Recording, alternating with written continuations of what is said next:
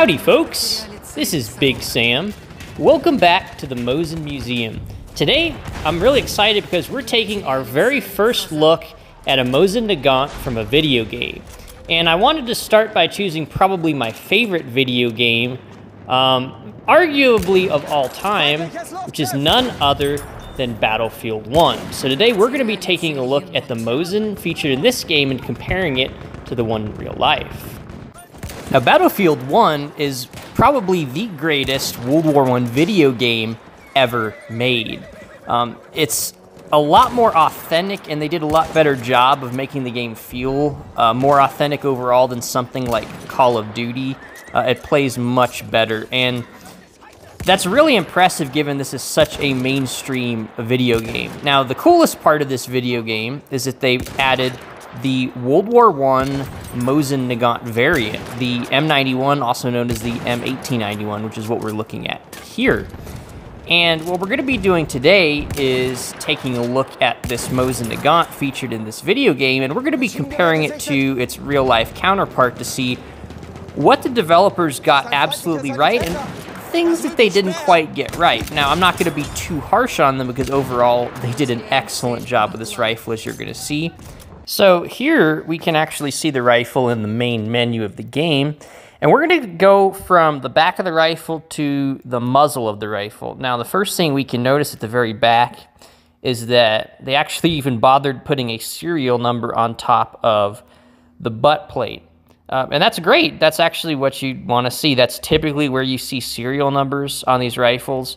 The earliest ones are actually going to have the serial number on the very back of it instead of the top. But for World War I, it's very common to see it on the top and really going forward after that. So that's great. Now, the other thing we're going to look at next is the escutcheons in the stock as well as the sling swivels, as you can see right here. Now, what's really interesting about this is the sling swivels are kind of a hybrid between Austro-Hungarian sling swivels and Finnish sling swivels. What do I mean by that? Well, let's go ahead and take a look at an example rifle. Now, this particular rifle is a Finnish M91, and we're looking at that because the Mosin in Battlefield 1 is actually a Finnish Mosin. Now, one of the reasons we know about that is because of these escutcheons right here. So this escutcheon is a Finnish escutcheon.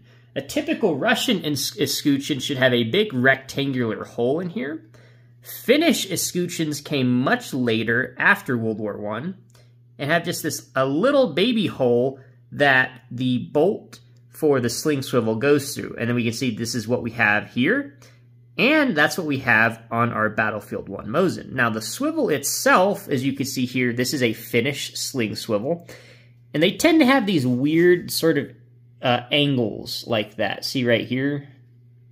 Well, if we look right at this sling swivel, this is an Austro-Hungarian sling swivel from World War I. Now, these are really similar, and Finland would actually use both types of sling swivels. They would use these, and then they later built these. And the Battlefield 1 Mosin has a sling swivel that looks like it's sort of a combination of these two. It looks sort of rounded, but not quite as rounded as this guy, and a lot more rounded than this. You don't see these weird angles there. Okay, so next we can see that there's a notch here at the back of the receiver, and that's absolutely correct. You would pretty much see this on all early Mosins up until World War II. A lot of them went to going to a more rounded rear of the receiver. So the fact that they got that right is a huge win in my book. Now, what's also cool is they got the bolt right. We can see the bolt body is a Type 1 bolt body. It has this little hump there. Later ones, which are Type 2 bolt bodies, are just going to be sort of straight. It's not going to have a hump there, and they got rid of that hump around 1935. So, again, that is absolutely correct for World War I. That's exactly what you want to see on an M91. And lastly, you can see here at the edge, this is a hex receiver. Round receivers didn't come around until the mid-1930s. So again, that's exactly what you want to see on an M91 Mosin Nagant. So back here, devs, you did a fantastic job. Now, as we start to move up on the rifle, this is where things really start to get interesting. Now we can see we have our finger groove and recoil lug in the stock, and that's, you know, all correct. The earliest Mosins don't have recoil lugs, but, you know, most of the Mosins in World War I did, so they definitely got that right. Now, if we move up to the rear sight here, we can see that this has what's called the Konovalov rear sight. This rear sight was developed around 1910 to work with the newly adopted Spitzer cartridge, the 7.62x54 rimmed Spitzer cartridge.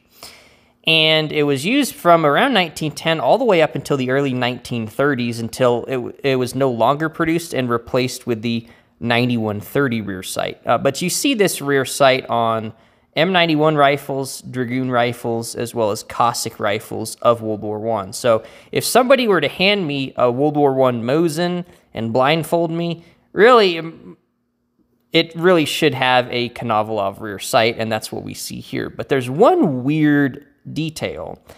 If you notice, there's actually, they're hard to see, but there's actually sight graduations on the right side of the sight base. Now, typically, this is uncommon to see. Now, what's weird is the very first Mosins up until around 1893 would actually have these standard sight graduations on the right-hand side, but after 1893, they would always be on the left-hand side until, you know, the 9130 came around. So the sight graduations also look very funny here, and I'm going to show you why they look funny. If we look at our Finnish Mosin here, we can see on the right-hand side of the sight base all of these weird markings. Well, Finland actually added these because on the left-hand side, the original Russian graduations are present, but those are in arshins. Finland would come in, and because they didn't use arshins, they used meters, they would renumber the other side, this side, in meters. So you have 2, 3, 4, 5.5, 7, and 8.5. And we see the same type of markings present on our Battlefield 1 Mosin. Again, very good indication that the rifle they were looking at to model off of was a Finnish Mosin, just like this. All right, so now we can see that the barrel band up here is correct. It's actually a Type 2 M91 barrel band. Now, the Type 2 barrel band came around after some criticism was developed of the Type 1 from the Russo-Japanese War. So this rascal came around in the early 1900s. By 1910, we would start to see this guy being formally produced on new M91 rifles. And the only weird thing here is I don't actually see the rivets in the handguard at the top. Typically, you should see some brass rivets, although I believe they have them at the front of this rifle, so maybe they just forgot to add them, or it is possible that the rifle they were looking at just didn't have them for some reason. But if we're talking about brass handguard rivets, we're getting pretty nitpicky, so let's keep going. Now, if we flip the rifle over here, we can see on the left-hand side of the barrel, there is an SA in a box marking. Now, that is a Finnish Army property marking, but that didn't exist until 1941. You don't see that marking before 1941. So that tells me that they used a Finnish Mosin as a model to develop the in-game model, which makes a lot of sense based off of all the evidence we've seen so far. But the fact that they even bothered getting that detail is still really cool. As we move further up the rifle, we can see at the top right of the screen here, there's the front escutcheon, as well as the front sling swivel. Now, the main issue I have with this rifle is these escutcheons, which is a pretty small issue, because honestly, you can even hardly see these things. But again, these are incorrect for World War I. These wouldn't come around till later. So again, this is a Finnish Mosin, so it has a few Finnish features, but unless you're really nitpicky, it's pretty accurate for a World War I Mosin. So as we move even further up the rifle here, we can see it's got some brass rivets in the handguard at the front. That's exactly what you want to see. And it's really neat that they even bothered getting that detail, or that level of detail, in this rifle. And we have our Type 2 front barrel band as well. That's correct. We have our stock end cap. That is absolutely correct for a World War I M91 rifle, as is the cleaning rod, and that's all good there too. Really, I have just two main gripes here at the very front of the rifle, and the first one is actually going to be the front sight. Now, we can see here that the front sight is just very tall, and this is just not at all correct for World War I. This is taller than really any rear sight, or front sight, excuse me, you would see used.